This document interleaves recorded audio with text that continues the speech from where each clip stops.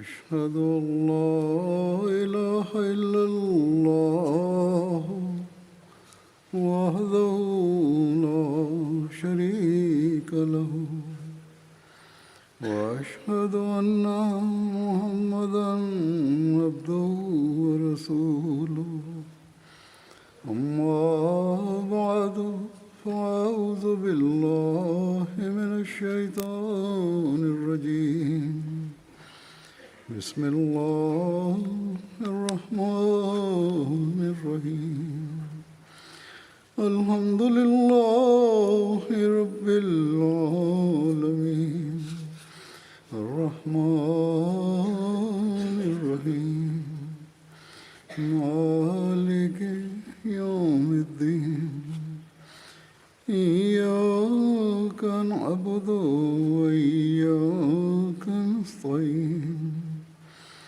اهدنا الصراط المستقيم صراط الذين أنعمت عليهم غير المغضوب عليهم ولا الضالين.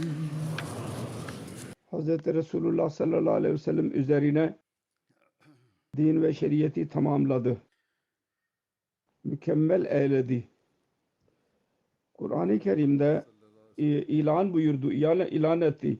El-yevme ekmeltu lekum dinakum ve atmamtu aleykum ni'meti ve raditu lekumul İslam'a dina. Bugün ben sizin için dininizi tamam ettim ve nimetimi dahi sizin üzerinizde tamam eyledim ve İslam dinini sizin için din olarak ben benimsedim. Kısacası bu Yüce Allah'ın büyük bir lütfudur Müslümanlar üzerine ki onlar için kamil ve mükemmel şeriyet verdi onlara. Ve bu iddia yalnız İslam'ın iddiasıdır. Başka hiçbir dinin iddiası değildir. Yani şimdi son din İslam'dır. O da Allah-u Teala'nın sevdiği bir dindir. Eğer Allah-u Teala'nın rızası gerekli ise o zaman İslamiyet'i kabul etmeden, bunu talimatına amel etmeden başka bir çare yoktur. Kurtuluş yoktur. Allah-u Teala ilan ediyor. Kur'an-ı Kerim'in talimatıdır ki insanın ahlaki, ruhani, manevi ilerlemesinin tek vasıtasıdır ve bu talim o kadar kamildir ki maddi ilerleme için bile aynı bu talim bu ilerlemeye götürebilir. Yüce Rabbimiz bu talimata göre, bu talimat hakkında akmeltu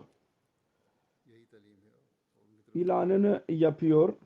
Bunun anlamı şudur: İnsanın bütün yetenekleri ahlaki olsun, manevi olsun, ruhani olsun, ruhi olsun, onun elde etmek ancak Kur'an-ı Kerim'in vasıtasıyla olabilir. Bu kamil talimat, onun kamil talimatı yalnız Kur'an-ı Kerim'den elde edilebilir. Eğer tam olarak ona amel etmek istersek, atmamtu diyerek şöyle bir ilanda bulundu Allah. İnsanın ne kadar ihtiyaçları varsa onlara her bakımdan tamamlayan ancak Kur'an-ı Kerim'dir. Öyle bir ihtiyaç yoktur ki Kur'an-ı Kerim onu kapsamış olmasın. İster insanın maddi ihtiyacı olsun yahut manevi ve ahlaki yükseklere ilerlemenin vasıtaları olsun. Bir insan insaf gözüyle bakarsa Kur'an-ı Kerim'in talimatında o mevcuttur. Kısacası bu ayet ile birlikte Kur'an-ı Kerim'de ilan buyurdu. Şimdi insanın bekası bu talimat ile olabilir ancak. Ve bu talimat bütün zaman ve bütün dünyanın insanları içindir. Ve Kur'an-ı Kerim'den önce inen bütün talimatlar değişik peygamberlere indi. Onlar geçici ve o zaman için idi. Bütün insanlar için değildi. Hz. Mesih Maud Aleyhisselatü Vesselam, vaat edilen Mesih Aleyhisselam onu izah ederek bir ilanda bulundu. Şöyle dedi, bundan ispat ediliyor ki Hz. Resulullah sallallahu aleyhi ve sellem'in geliş gayesi tamamlandı ve kendisi o kamil ve son peygamberdir ki bu kemal dereceli şeriat üzerine nazil oldu. Bizim inancımız budur ve biz buna iman ediyoruz. Hz. Mesih Maud Aleyhisselatü Vesselam'a itiraz ederler. Şöyle itirazda bulunurlar. Bu inanç varsa Kur'an-ı Kerim son şeriatı ve Hz. Resulullah sallallahu aleyhi ve sellem son peygamberi olarak kabul ediyorsanız o zaman Mesih Maud Aleyhisselatü Vesselam'ın iddiası nedir? Onun iddiası nedir peki? Onun anlamı nedir?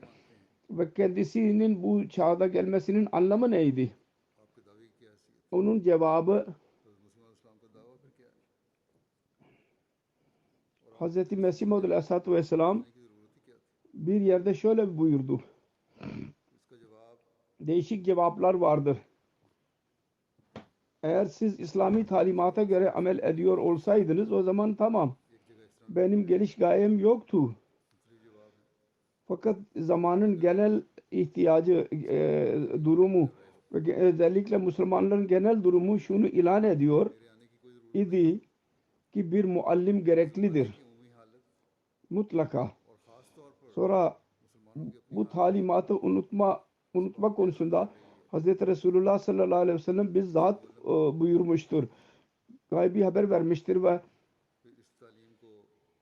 buyurdu ki her sadide, her yüzyılda bir müceddit gelecek diye buyurdu. Müslüman Kur'an-ı Kerim'in talimatının kamil olmasına rağmen bu talimatı unutacaklar. Yeni bidatlar ortaya çıkacak onlarda. Onun için tecdidi din için mücedditler geleceklerdir. Ve son zamanda Mesih-i Mevud ve Mehdi Mevud gelecek. O dini Süreyya'dan, Ülker yıldızından yeryüzüne getirecek. Mesih Maud Aleyhisselatü Vesselam kendi literatüründe, yazılarında, kitaplarında, eserlerinde her yerde şöyle buyurdu. Ben Hz. Resulullah sallallahu aleyhi ve sellem'in kölesi olarak geldim. Kendi şeriatini ve dinini ve Kur'an-ı Kerim'in talimatını dünyaya yaymak için geldim. Şimdi Resulullah sallallahu aleyhi ve sellem vasıtasıyla din tamamlanmış oldu.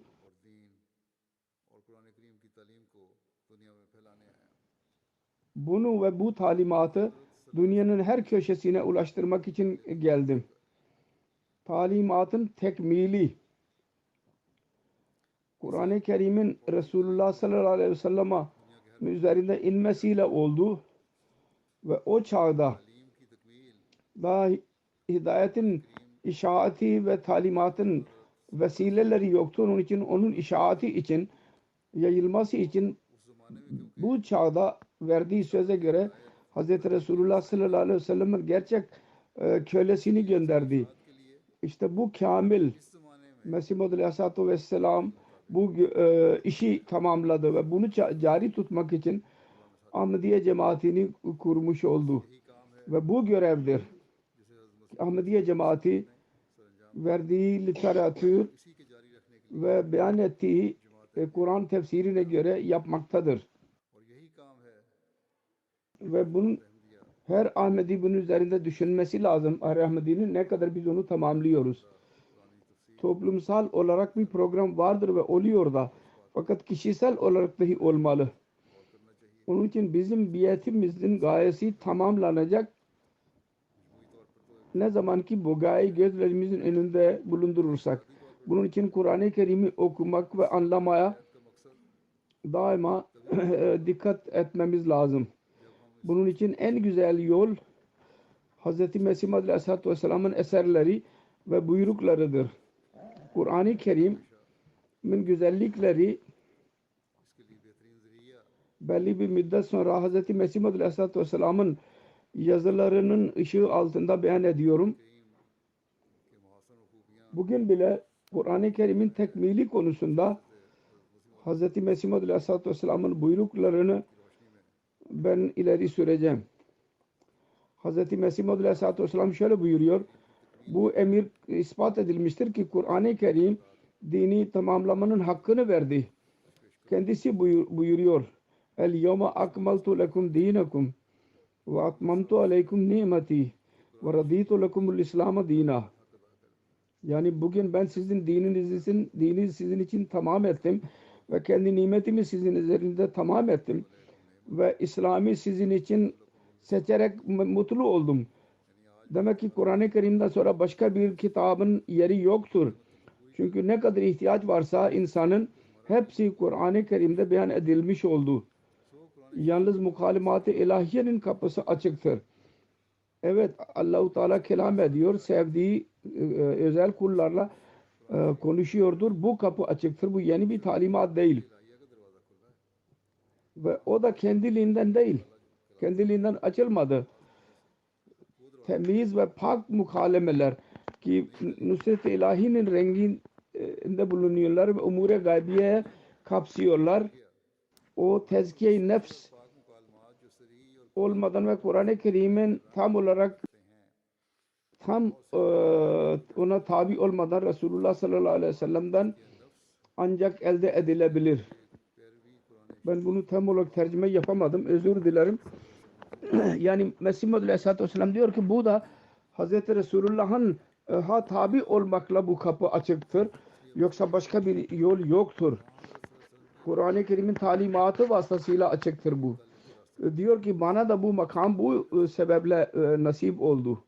Mukaleme-i ilahiye. Allah ile konuşmak. Sonra Kur'an-ı Kerim'in tam hidayet olmak konusunda şöyle diyor. Kur'an-ı Kerim yalnız şunu istemiyor ki insan şerri terk ederek desin ki ben kemala ulaştım. Kötülükleri terk etti. Kemal elde edilemez böylece. İnsanı en yüce kemalat ve ahlaktan ile vasıflandırmak istiyor Kur'an-ı Kerim. Yalnız kötülüklerden uzak durmasını istemiyor. En yüce kemalat ve fazla ahlaki fazile yani üstün ahlakları yaratmak istiyor. Kötülükleri dahi terk edeceğiz ve onun yerine yüce ahlakları dahi benimseyeceğiz. Ki bununla öyle ameller biz yapalım ki insanoğlunun faydası için olsun. Ve onun neticesi şu olsun ki Allah-u Teala bizimle razı olsun. Neticesi şu olmalı. Düşünce budur. Ki biz de Kur'an-ı Kerim'in talimatına göre doğmalı. Biz kendimizi muhasebe edelim. Bu acaba böyle bir düşüncemiz var mı? Yalnız diğerler gibi okumanın iddiasında bulunuyoruz. Gerçekten biz bu değişiklikler oluyor mu bizde? Allah ile özel alaka kuruluyor mu? Ramazan'da bile Kur'an-ı Kerim okunuyor. Dersleri bile dinleniyor. Bunu hayatımıza uygulamak bile gereklidir. Ve biz biat sözleşmesinde bile söz verdik. 10 şart biat şartında yazılıdır. Kur'an-ı Kerim'in hükümetini tam olarak başımın üzerine kabul edeceğim. Kısacası eğer aramızdan her birimiz bu Ramazan'da bunun üzerinde amel etmeye niyetlenirse ve Kur'an-ı Kerim'in talimatına göre amel etme kesin irade ederse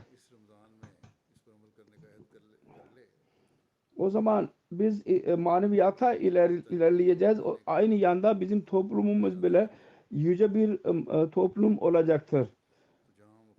Ev kavgaları zaman zaman ortaya çıkıyor. Onlar sevgiye dönüşebilir. Sonra şunu izah ederken ilahi şeriyetin tohumu Kur'an-ı Kerim'in zamanında kemale ulaşmış oldu. Şöyle diyor ki Kur'an-ı Kerim emir maruf ve nehi enil munkir bakımından kamildir. Yapılan işler hidayet verme konusunda ve yasak edilen konusunda, onları beyan etme konusunda kamildir. Ne yapmalıyız ve neden uzak durmalıyız? Allah-u Teala şu irade etti. Her ne insanın fitratinde sapıklık olabilirse, ne kadar insan ilerleyebilirse sapıklıkta, bütün o kötülüklerin ıslahı Kur'an-ı Kerim vasıtasıyla yapılsın. Böylece Kur'an-ı Kerim öyle bir zamanda indirdi ki o zaman insanlarda bütün bu pislikler vardı ve yavaş yavaş insan durumunda her kötü amel ortaya çıkmıştı. Allah-u Teala bunu istiyordu ki öyle bir zamanda kamil kelam indirilsin.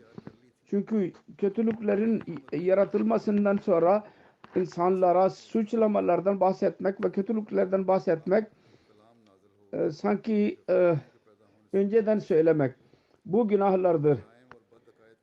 Ki onlar onu zaten bilmiyorlardı, anlamıyorlardı. Bundan günah yayılacak. Bugünlerde biz aynısını görüyoruz. Çocuklara tahsilde öyle şeyler öğretiliyor ki ilişkiler konusunda ki çocuklar onu düşünmüyorlar, hayret içinde kalıyorlar. Anne babalar bile söylemeye başlarlar, bu ne tahsildir? Buna eğitim kurul bile düşünmeye başlamıştır. Niye çocuklara öyle şeyler öğretiyoruz? Çocuk daha yetişkin çağına gelmeden önce bu gibi şeyler onlara öğretiliyor. Niye? Şeriat ve insanın yasasında fark budur. Kur'an-ı Kerim'in hidayeti ve insan yasası arasında fark budur. Kur'an-ı Kerim hidayet veriyor ve onu izah ediyor ki bu yaşta bu hidayettir, bu yaşta bu hidayettir. Bu değil ki her şeyi açalım ve onun tefsirleri yavaş yavaş kendiliğinden çıkıyor. Her birinin aklına ve düşüncesine göre. Dedi ki Allah-u Teala'nın vahyi Hz. Adem Aleyhisselatü Vesselam'dan sonra bir tohum gibi atıldı. O tohum Kur'an-ı Kerim'in zamanında tam kemale ulaştı ve bir ağaca dönüştü. Ve kötülüklerin ilacı bile, tedavisi bile zaman bakımından ortaya çıktı ve Kur'an-ı Kerim'in talimatında bu güzellik bile vardır. Her zamanda ortaya çıkan sapıklığın tedavisi bu talimatta bulunuyor. Müfessirler vasıtasıyla Allah-u Teala'nın iyi kulları arasında biz onlardan haber alıyoruz. Kamil kitap gelerek ıslah edecekti. Onun için onun nüzulü zamanında hastalık bile tam olarak olsun ki her hastalığın kamil tedavisi, ilacı verilsin.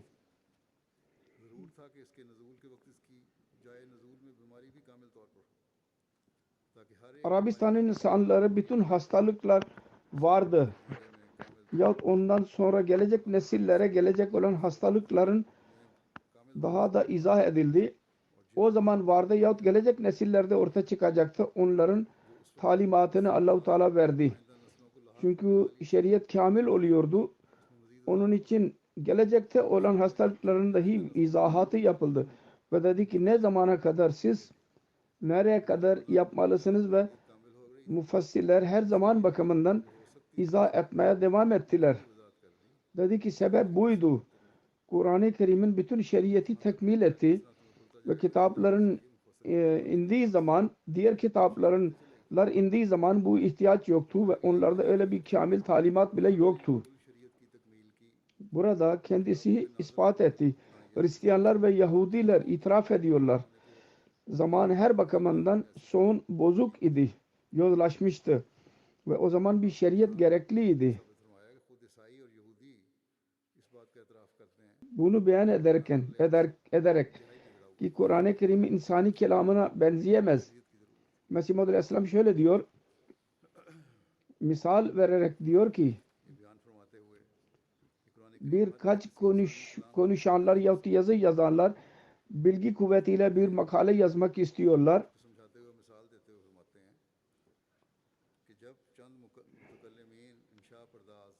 Ki yalan olsun ve haşif ve anlamsız olsun ve belagatın anlamsız yönleri hepsi kendisinde olsun. Cami olmaktan tam olarak münezzeh olsun o yazı. Her çeşit yalan olsun, uyduruk şeyler olsun, lağv şeyler olsun, behude olsun o sözler, alay vesaire ve her kötü şey, söz ve insanın anlayamadığı sözler olsun. Bütün bunlar hikmet dahi olmasın ve belagat bile içinde olmasın. İyi yazı yazan bütün bunlardan pak olmaya çalışacak. İyi yazarın alameti budur.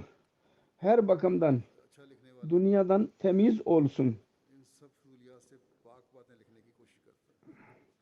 Ve dedi ki ve tam hikmet ve hak ve fasahat ve belagat, akıcılık ve hakaik ve mariflerle dolu olsun. Öyle konu makale yazan tam pak olmakla kalmayıp bilgilerle dolu olsun.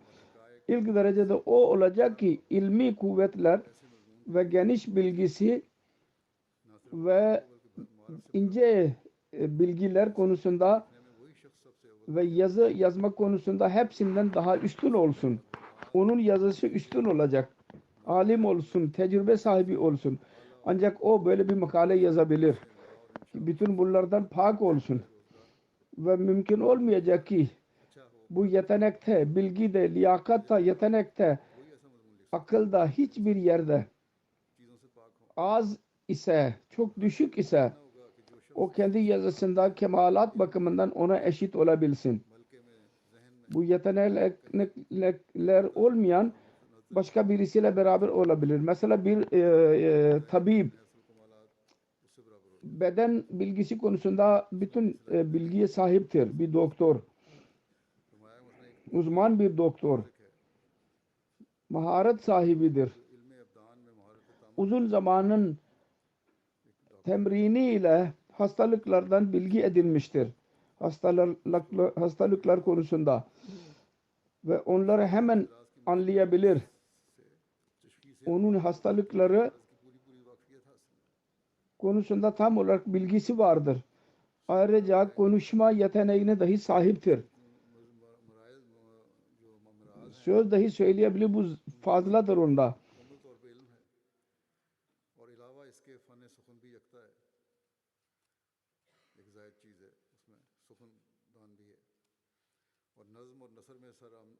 Nasıl hastalıklar doğar, onun bilgisi vardır bu konuda. Metanet ve belagat ile onu beyan edebilir. Ona mukabil bu fenden zerre kadar bilgisi olmayan mümkün değil ki onun mislini beyan edebilsin. Bu güzellikler içinde olmayan onları beyan edemez. Bütün bu sözler bilgili nasıl beyan edebilirse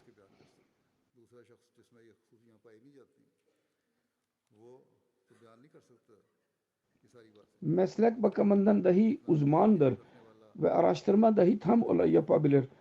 Onun eşit olamaz az bilgili sahip olan ona. Bu kolay anlaşılır bir şeydir. Cahil ve akıllı birisinin konuşması arasında mutlaka bir fark olur. Ve insan ne kadar bilgi kemalatına ulaşırsa onun konuşmasında belli olur. Nasıl ki aynada insan yüzünü görür. Hak ve hikmeti beyan ettiği zaman ağzından çıkan kelimeler onun bilgisel yeteneğini göstermek için akıl pınarından çıkar ve diğer yönden karanlık bir dimağdan çıkan sözler arasında büyük fark vardır. Bir tarafta yüzeysel sözler var. Herkes onu anlayabilir. Fark belli olur. Nasıl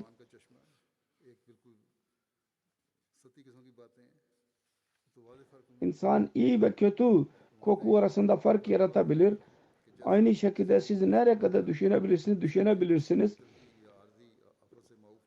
Bu doğrudur. Ve hiçbir bakımdan bir rahane göremezsiniz.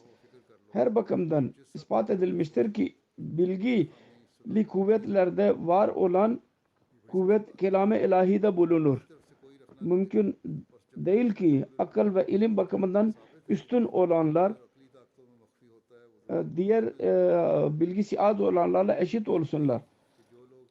Bilgili olanlar mutlaka üstün olacaklardır. Genel bir insana eşit olamazlar. Bu doğruluğun ispatı gereklidir ki Allahu Teala'nın kelamı Allah'ın kelamından mutlaka üstün olmalı. Bu örnekten bu ispat oluyor. Allahu Teala'nın kelamı hepsinden üstündür. Yüce Allah her bütün bilgileri kapsıyor. Onun o kadar bilgisine hiçbir kimse sahip değil. Çünkü Allah-u Teala'nın bilgisine hiçbir insanın bilgisi eşit olamaz. Ve buna Allah-u Teala işaret ederek der ki وَاِلَّمْ يَسْتَجِيبُوا لَكُمْ فَعْلَمُوا اَنَّمَا اُنْزِلَ بِعِلْمٍ. Eğer kafirler bu Kur'an-ı Kerim'in nazirini ilerleyemezsinler ve mukabele yapamazsınlar, o zaman biliniz ki bu kelam insan bilgisi değil, Allah-u Teala'nın bilgisiyle inmiştir. Onun örneğini ileri süremezlerse bellidir ki bu insanın kelamıdır, bu Allah'ın kelamıdır. İnsan bilgileri bunun bilgilerine mukabil hiçtir.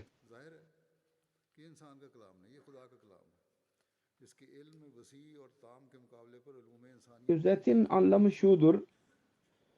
Kelimelerle bunu özet.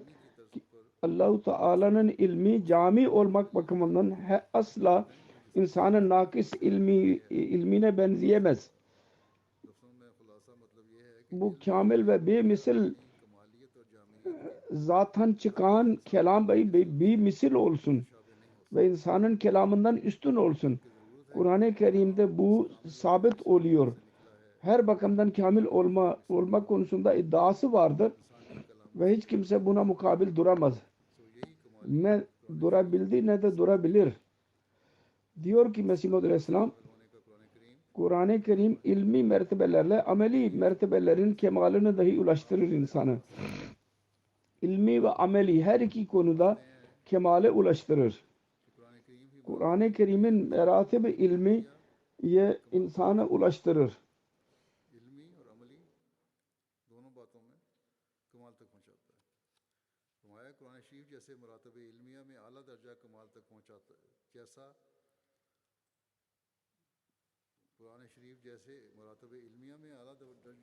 Ve Allah-u Teala'nın sıfatları öyle insanlarda ortaya çıkar ki onlar bu kelama tabi oldular. Diğerlerde asla onlar belli olmazlar. Onun için hakkın talebi için bu delildir. Ki onu kendisi görebilir. Kafidir. Bu delil. Kendisi görebilir. Yani gökten olan bereketler, Rabbani alametler Kur'an-ı Kerim'e tam olarak tabi edilen insanlarda bulunur. Tam olarak ona itaat ederseniz mucizeleri dahi görürsünüz. Alametleri biz göremedik, kerametler diyorlar. Dua kabul edilmedi mesela diyorlar. Onun için Allah-u Teala dedi ki benim sözümü dinleyiniz. Bana tam olarak iman edin. Benim sözlerime amel edin. Bu olursa o zaman Allah-u Teala duaları bile kabul edecektir. Bu da Kur'an-ı Kerim'in talimatının özelliğidir. Kur'an-ı Kerim'in talimatına göre amel edenler çok feyiz bulan kimselerdir.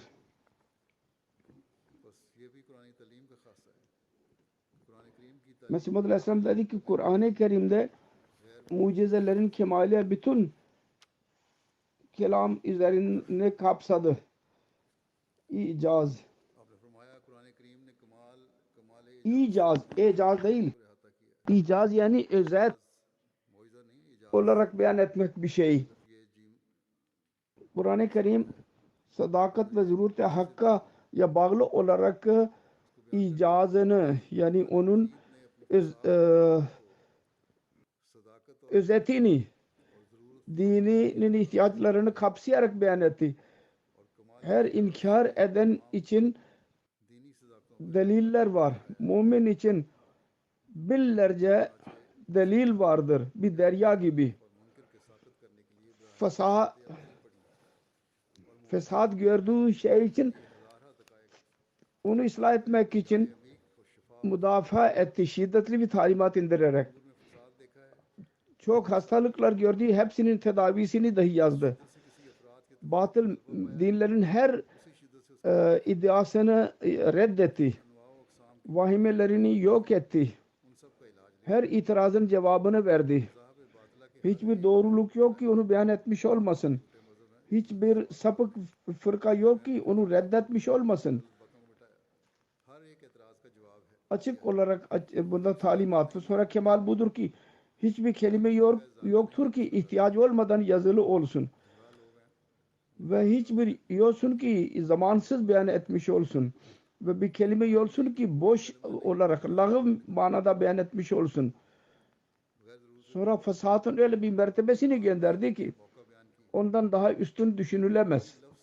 Her şeyi kapsadı ve özet olarak kapsadı. Fakat fasahat ve balagat ondan daha fazla akıcılık olamaz.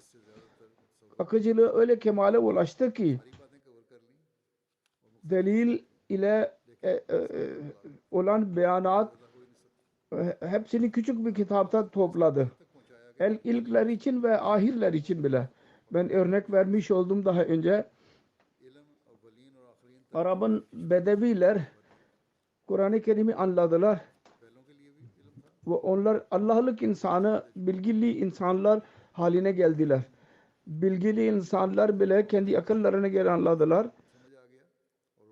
Sonra ilkler ve sonlardaki ahirin dahi Kur'an-ı Kerim'in talimatı öyledir ki onun tefsirleri her zaman için her kelimesinden yeni anlam çıkmaya devam ediyor ki o zaman için bize bilgi veriyorlar. Dedi ki bu küçük bir kitapta doldurdu Allah-u Teala ki insanın ömrü az ve işi fazla olsun, fazla baş ağrısından çok kurtulmuş olsun. Onu hifz etmek bile kolaydır. Kur'an-ı Kerim'i çocuklar bile hifz edebiliyorlar küçük yaşta. İbrahim Ahmediye'de ispat etti Mesih Muhammed Aleyhisselam. Kur'an-ı Kerim'dir ancak ki ibaresi bakımından ve dil bakımından öyle doğrulukları hakikatler beyan ediyor ki başka hiçbir yerde yoktur. İncil vesaire insanın eli yüzünden ilahi kitaplar değil artık. Sonra Kur'an-ı Kerim'in icazı kelam beyan ederek şöyle diyor: munsif bir insan Kur'an-ı Kerim'i görürse hemen öğrenecek ki Kur'an-ı Kerim'de icazi kelam ve belagat kemal derecededir. Az ve öz olarak beyan etmiştir. Kemale ulaştırmıştır. Az kelimelerle.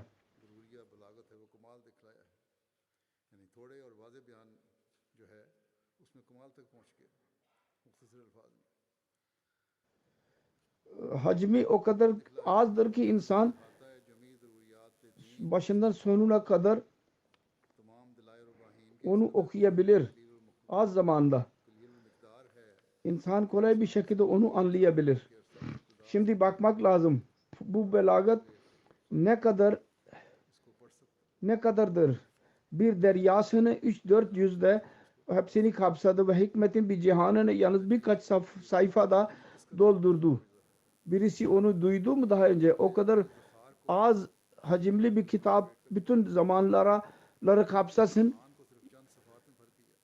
Bir insan böyle bir insan için bu yüce mertebe teklif edebilirsin ki az bir kelimelerle bütün dinin ihtiyaçlarını tamlasın. Hinduların kitabıyla beyan ediyordu. Dedi ki Veda'da, Hinduların kitabında öyle bir beyan asla yoktur. Kur'an-ı Kerim'de var olduğu gibi sonra uzun yazılar var. Onu okumak bile zordur. Her dini ne meydan okudu. Gelin. Ben bütün bu güzellikleri Kur'an-ı Kerim'den göstereyim. Mesih Muhammed Aleyhisselatü Vesselam dışında başka birisi yoktur ki böyle dünya insanlarına meydan okumuş olsun. Sonra yine bizi suçluyorlar. ki biz Kur'an-ı Kerim'i hala yalanlıyoruz diyorlar. Haşa. Kur'an-ı Kerim'in zamanı kamil talimatının zamanıdır. Diyor ki Kur'an-ı Kerim kamil talimat verdi ve Kur'an-ı Kerim'in öyle bir zamanıydı ki içinde kamil talimat verilirdi. Daha önce dahi zikri geçti. Onun için böyle bir iddia Kur'an-ı Kerim'de vardır. Onun hakkıydı. Onun dışında başka hiçbir ilahi kitabı öyle bir iddiada bulunmadı. Dedi ki bizce mümin ancak odur ki Kur'an-ı Kerim'e tam olarak itaat etsin ve Kur'an-ı Kerim'i Hatemül Kütüb olarak kabul etsin. Müminin şanı budur.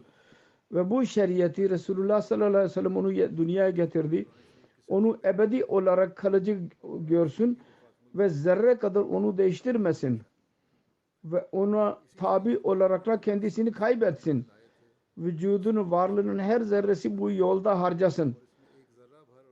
Onun şeriatine asla muhalif olmasın. Tam olarak Müslüman o zaman olur. Şimdi bizim muhasebe etmemiz lazım Emirül Müminin diyor. Kur'an-ı Kerim'in son kitap olmak konusunda diyor ki Kur'an-ı Kerim öyle bir zamanda geldi ki içinde her bakımdan ihtiyaçlar vardı. Onların ortaya çıkması gerekliydi. Yani bütün ahlaki ve yozlaşmıştı. Her ifrat ve tefrit fesat sona ermiş dedi. Onun için Kur'an-ı Kerim'in talimatı son derecede nazil oldu. Onun için o manada şeriatı Kur'an'ı tam oldu. Ve eski şeriatlar nakis oldu.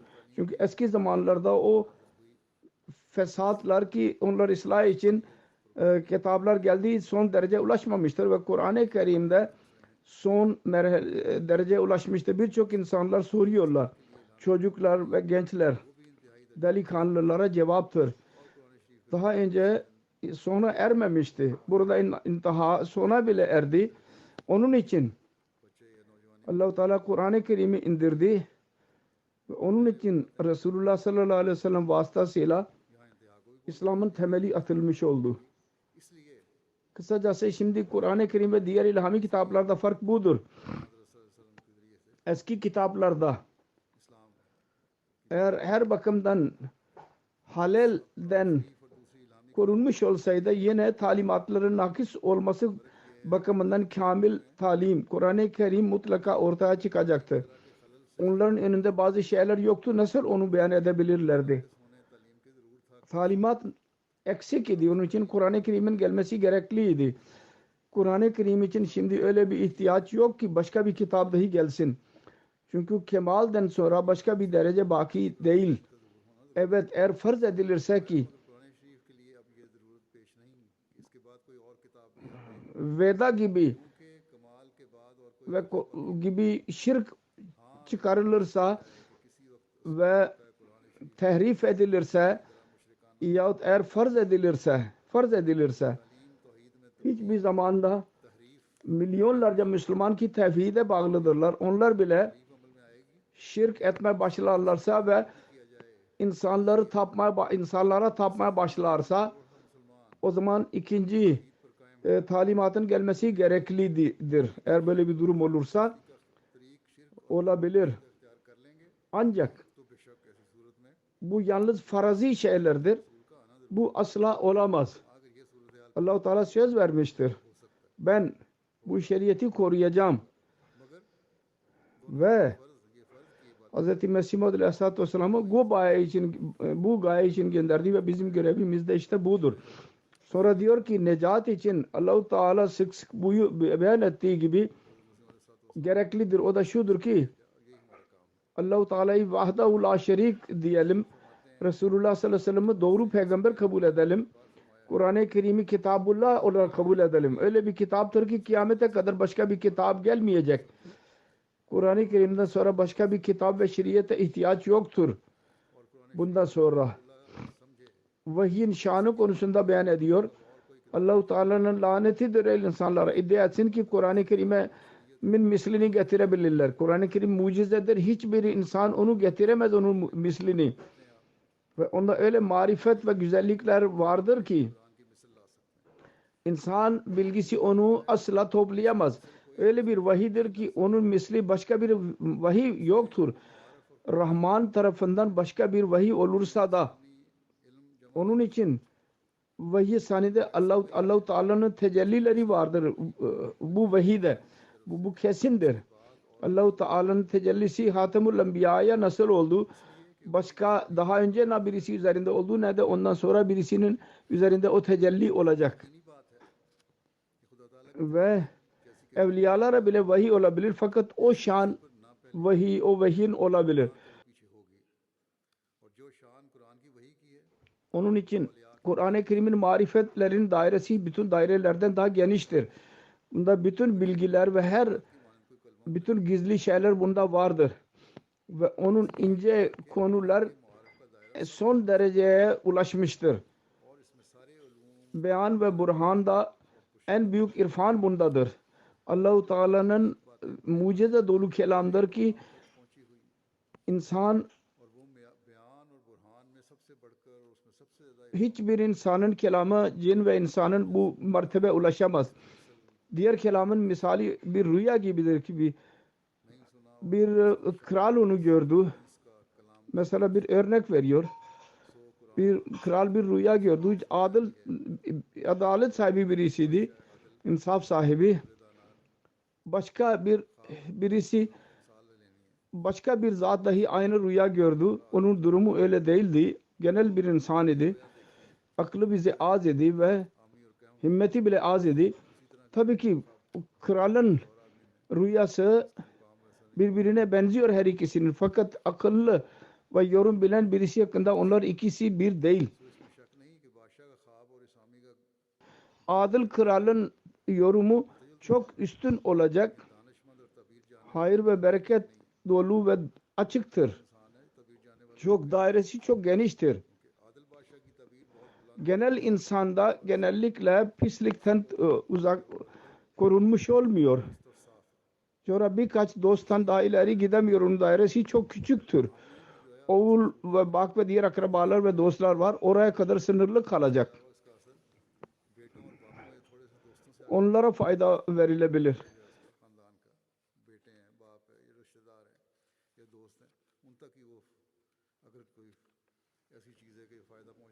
Diğerler bile ona katılabilir derlersek çok yakın kalacak. Uzağa gitmeyecek çevresi.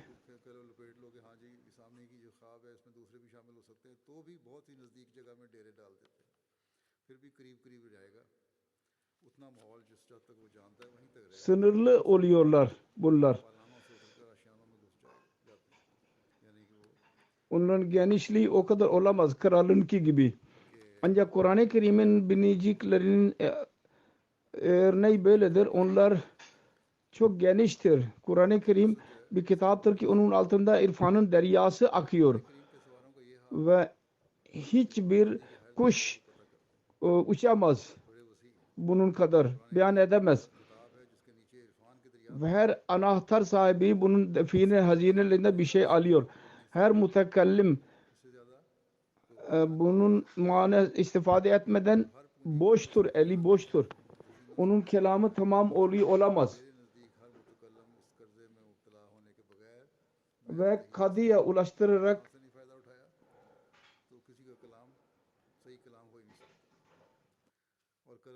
ihlas sahiplerine altın verir. Diğer insanlar borçlulardan bir şey istiyorlar, bir şey verirlerse ancak Kur'an-ı Kerim öyle bilgi veriyor ki onun pınarları akmaya devam ediyor. Sanki altın kulçelerini veriyor. Onlardan geri istemiyor borç olarak, hatta daha da vermeye devam ediyor. Biz Kur'an'ın deryasından doluyuz. Benim durumumu görürseniz ben bir kadeh oldum. Kur'an-ı Kerim'in deryasının suyundan ben içtim. Arapçanın yazısıdır. Onun için Urduca'ya çevrilmiştir. Onun kendisinin öyle beyan etmiştir. Diyor ki bence Allah-u Teala'nın laneti ki Kur'an-ı Kerim'in icazını inkar edenin üzerindedir. Kendi söz kelamına anlam verir. Allah adına yemin ediyorum biz bu pınardan içiyoruz ve bunun zinetinden biz süsleniyoruz. Onun için bizim kelamımızda nur ve açıklık olur. Bizim konuşmakta tazelik olur ve güzellik olur.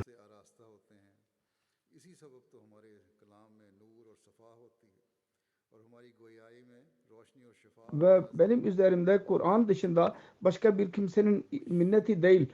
Öyle beni yetiştirdi ki nasıl anne baba bile öyle yapmazlar. Allah-u Teala bana temiz su içirdi Kur'an'dan. Eğer Allah-u Teala bir mucizesi olmasaydı benimle ve onun yardımı benimle birlikte olmasaydı ben Kur'an dışında bir yol açmış olsaydım yahut Kur'an-ı Kerim'e araya girmiş olsaydım Resulullah sallallahu aleyhi ve sellem dışında başka bir yol söylemiş olsaydım o zaman hak idi. İnsanların özrü kabul edilir idi. Gerçekten bana Resulullah'ın düşmanı ve Kur'an-ı Kerim'in talimatının münkeri diyebilirlerdi.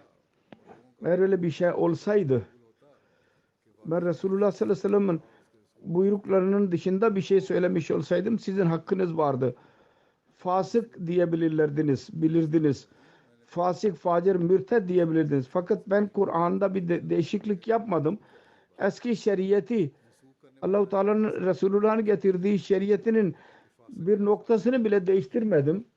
Kur'an-ı Kerim'e hizmet ettim. Tam pak din için hizmet etmeye veriyorum ve canımı bile bu yolda vermeye razıyım. Yakini kamilimdir ki tam olarak mükemmel kitap Kur'an'dır ve buna tam olarak itaat ve Resulullah tam olarak itaat etmeden nicat mümkün değil.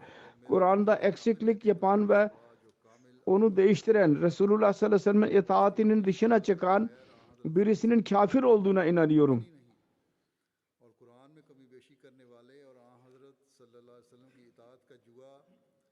Mürted ve kafir olduğuna inanıyorum. Bu durumda benim doğruluğumun binlerce alameti ortaya çıkacaktır. Yalnız iddia değil. Allah-u Teala mucizeler bile gösterdi. Alametler gösterdi.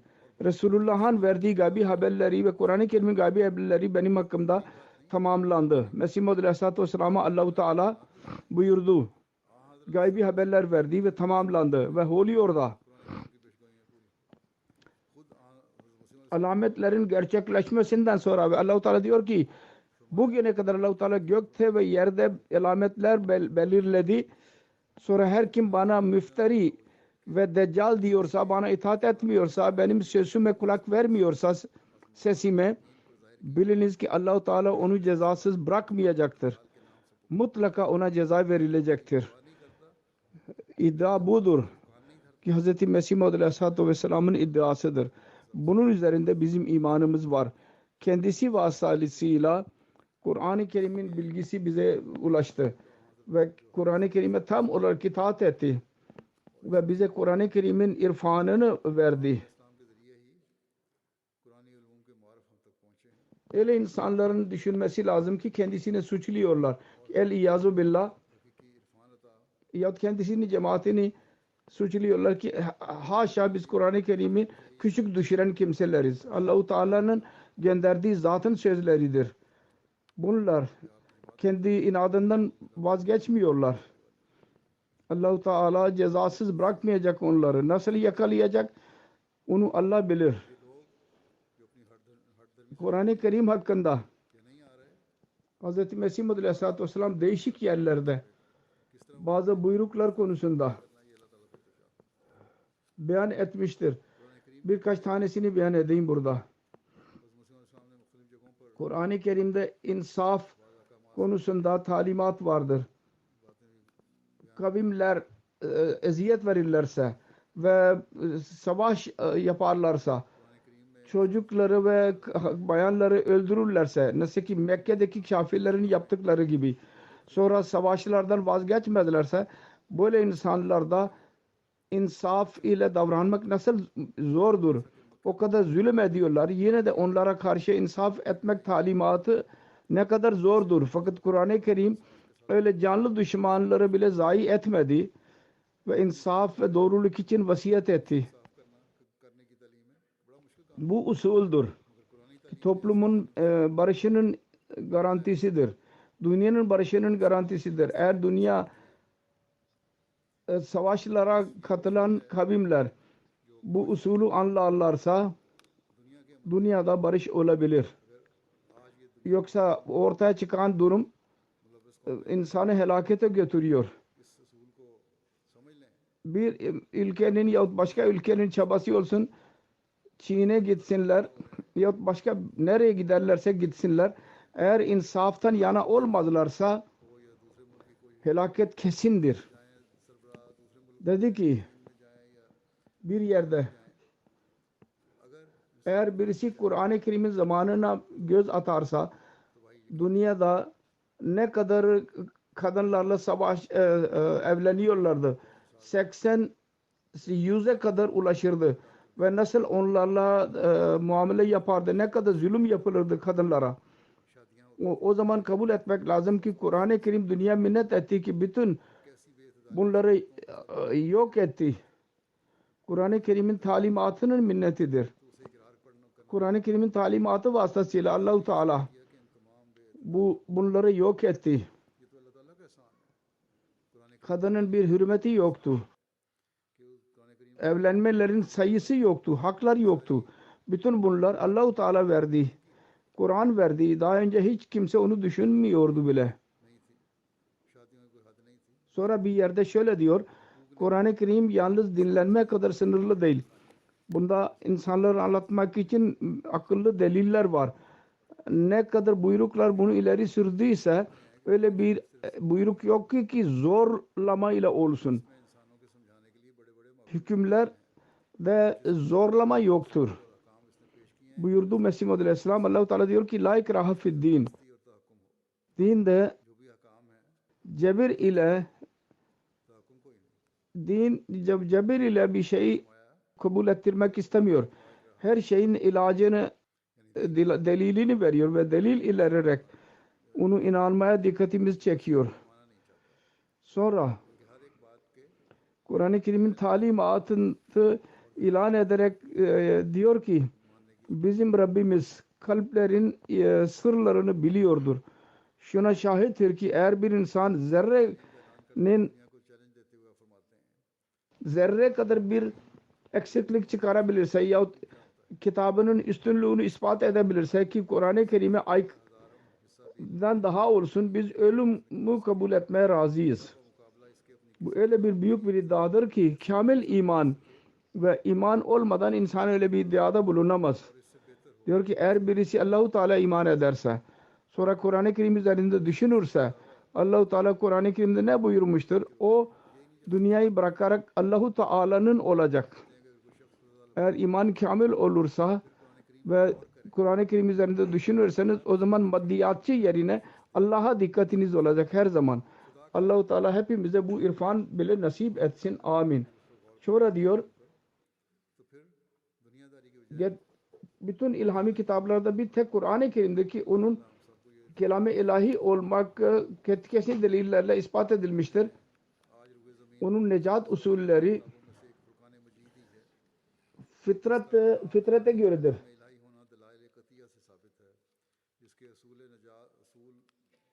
Onun inançları o kadar kuvvetlidir ki kuvvetli deliller vardır. Onun talimatı her bakımından karışıklıktan tamamen paktır. Tevhid ve tazim ve Allah-u Teala'nın yüceliği ve Allah-u Teala'nın yücelerini beyan etmek için coşku vardır. Bunda güzellik şudur ki Allah-u Teala'nın sıfatlarıyla doludur. Ve hiçbir iz yoktur Allah-u Teala hakkında. Onu ve hiçbir inancı zorla kabul ettirmiyor. Diyor ki zorla kabul ettirsin. Delil ileri sürüyor. verdiği talimat bile onun doğruluğun sebeplerini önceden beyan etmiş oluyor. Ve her mana delillerle, burhanlarla ispat ediyor. Delilleri beyan ederek yakini kamil ve marifet tamya kadar götürüyor. Ne kadar pislikler, halel ve fesad insanların inançlarında ve amellerinde, sözlerinde varsa bütün mefasetleri aydın delillerle uzaklaştırıyor. Ve bütün terbiyeler veriyor ki onları anlamak insan olmak için pek gereklidir. İnsan olmanın bir adabı vardır. Ve her yek fesadı öyle reddeder ki nasıl yayılmış ise bu değil ki bir zamandaki zamanı reddediyor. Her fesadın aynı kuvvetle müdafaa ediyor. Sanki bugün o yayılmıştır. Onun tedavisi ortaya çıkıyor. Ve talimatı müstakim ve kavi ve selimdir. Sanki bir ayna gibidir. Ve fıtratın bir resmidir. Ve basireti kalbi için insanın gözünü açan bir güneştir. Akla detaylık veren, akıldaki öz sözleri detaylı bir şekilde beyan ediyor. Ve zararı tamamlıyor. Allah-u Teala bize Kur'an-ı Kerim'in gerçek olarak amel eden ve onun talimatına göre amel eden, onu anlayan ve hayatımızı ona göre yapan olarak yapsın. Ramazan'dan sonra bile bu nimetten feyiz almaya devam edin. Nasıl ki Ramazan'da feyiz almaya çalışıyorsanız, Ramazan'da muhaliflerin şerrinden korunmak için dua edin. Özellikle Allah-u Teala her yaramazın elini korusun ve ona ceza versin. Allah-u Teala dünya ve fitne ve fesad için dahi korusun. Dua edin çok. Filistin'de bugünlerde çok fesat vardır. Filistin'in Müslümanları için bile dua edin. Allah-u Teala onlara zalimlerin zulmünden korusun. Ve Müslüman dünyasının liderlerine dahi akıl versinler. Kendi çıkarlarından dışarı çıkarak Müslümanların genel çıkarını koruyanlar olsunlar. Allah-u Teala bu Ramazan'da bizi için rahmet ve bereketlerin kapılarını eskisinden daha fazla açsın. Amin.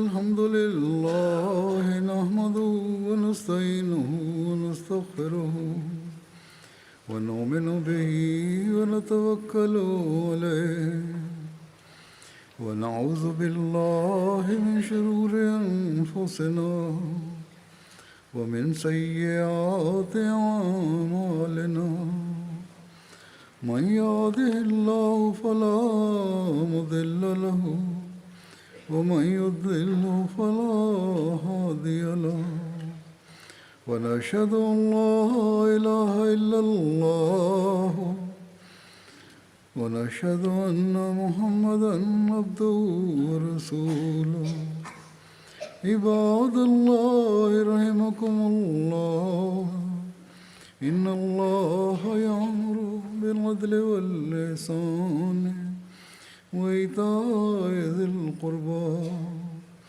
وينهى عن الفحشاء والمنكر والبغي يعظكم لعلكم تذكرون اذكروا الله يذكركم وادعوه يستجب لكم ولذكر الله أكبر